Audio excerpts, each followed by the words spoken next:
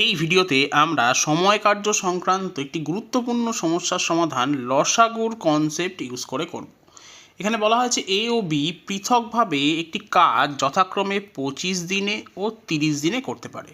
তারা একত্রে কাজটি শুরু করার কিছুদিন পর এ চলে যায়, বাকি কাজ বি একা 8 দিনে শেষ করে। এ কতদিন কাজে নিযুক্ত ছিল এবং সম্পূর্ণ কাজটি কতদিনে শেষ হয়েছে তা নির্ণয় করতে বলা হয়েছে। আমরা প্রথমেই 25 এবং 30-এর লসাগু নির্ণয় করব, যা কিনা 150, এবং ধরে নেব যে সমস্ত কাজটা 150 ইউনিট। তাহলে এখন এ 25 দিনে করছে 150 ইউনিট, তাহলে এ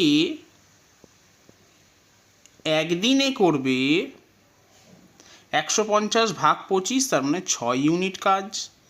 এবং সেম লজিকে বি একদিনে করবে 150 ভাগ 30, তার মানে 5 ইউনিট কাজ। এখন ধরে নিচ্ছি যে এ এক্স দিন কাজে নিযুক্ত ছিল, তাহলে এ যেহেতু একদিনে করছে 6 ইউনিট, তাহলে এক্স দিনে করবে 6x ইউনিট। বি এর সঙ্গে তো কাজ করেছিলই, তার সঙ্গে 8 দিন এক্সট্রা কাজ করছে, তার মানে বি কাজ করবে এক্স প্লাস 8 এতদিন।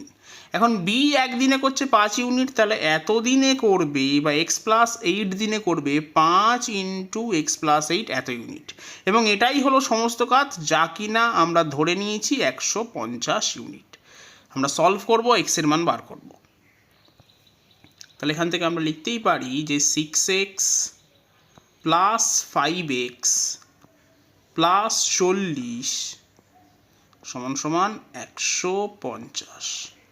তাহলে এখান থেকে আসছে যে 11x ইজ ইকুয়াল টু 150 বিয়োগ 40, তার মানে 110।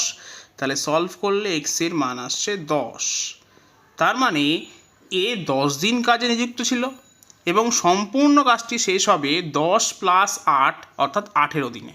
তাহলে সঠিক উত্তর হবে অপশন এ, 10 দিন এবং 18 দিনে।